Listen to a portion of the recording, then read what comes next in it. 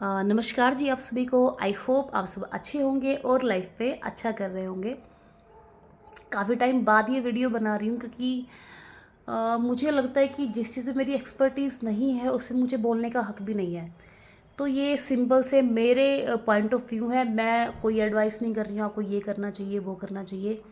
This is just my personal point of view. और कुछ doubts भी मुझे नजर आए कि शायद आपको होंगे क्योंकि होते ही हैं कैंडिडेट को, और वो यूट्यूब पे सर्च करता है कि भाई कैसे हम आपको जो कहते हैं ना कि सही नोटिफिकेशन या मतलब कैसे आप कैलकुलेट कर पाए। मैं बात करने वाली हूँ HPSC PGT इंग्लिश की, जिसका कि अभी कुछ टाइम पहले रिजल्ट आया है। हो गए हैं 10-15 दिन तो ठीक है। तो उसमें रिजल्ट भी नहीं कहेंगे, मार्क्स लिस्ट आई हुई है, ठीक है। तो उसमें कुछ लोगों को लग रहा है कि मतलब बेसिकली रिजल्ट कब आएगा, कट ऑफ कब आएगी। देखिए जी, कट ऑफ आए ना आए इसका तो कोई भरोसा नहीं है। हो सकता है सीधे आपके जो रोल नंबर है वही निकले। तो आप ऐसे कैलकुलेट कर सकते हैं कि अगर आप 4 गुना में आ रहे हैं, आप मेरिट लिस्ट के हिसाब से देखें, अगर आप 4 गुना में आ रहे हैं तो आप तैयारी करें, और अगर नहीं आ रहे तो ना करें। उसके बाद तैयारी कैसे करें, वैसे मेरी कोई एक्सपर्टीज़ नहीं है, मैं बस अपना पॉइंट ऑफ व्यू बता रही हूँ आपको कि कैसे आप कर सकते हैं। लास्ट टाइम जो क्वेश्चन पेपर था वो हमने देखा था कि उसमें राइटिंग सेक्शन था, 2 क्वेश्चन उसमें ग्रामर से थे, 10 मार्क्स के, 20 मार्क्स की ग्रामर थी, और बाकी आपका लिटरेचर था।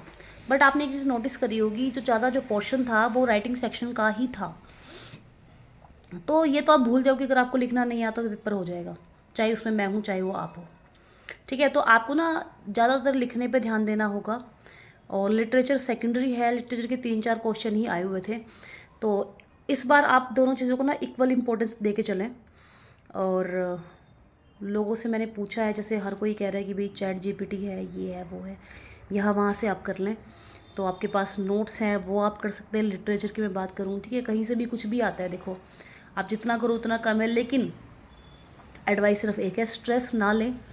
क्योंकि जो ये असिस्टेंट प्रोफेसर का एग्ज़ाम गया है, लोगों ने इतनी मेहनत की थी, इतनी मेहनत की थी, मतलब यूँ कह लो कि हज़ार हज़ार वो लोग कोटेशन लर्न करके गए थे, शेक्सपियर बिल्कुल घोट के पी गए थे। और अगर उनका नहीं हुआ तो हमारी क्या औकात है। अब ये सोच के हिम्मत भी नहीं हारनी है, लेकिन ज़्यादा स्ट्रेस भी नहीं लेना है।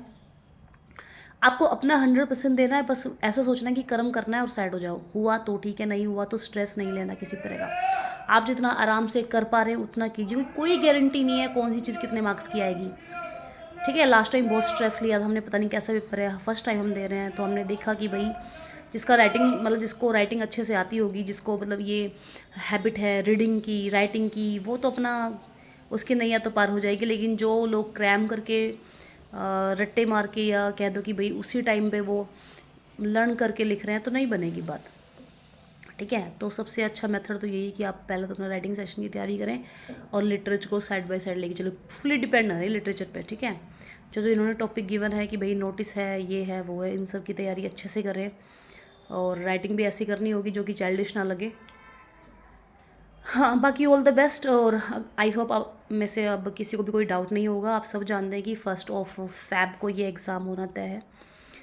तो जुड़े रहिए तैयारियों में। All the best for all. और इसके अलावा तो मैं कोई क्वेरी आपकी शांत नहीं कर पाऊँगी, क्योंकि मैंने वही कहा कि जब मेरा नहीं हो रखा तो मैं क्यों फालतू की एडवाइस दूँ किसी को।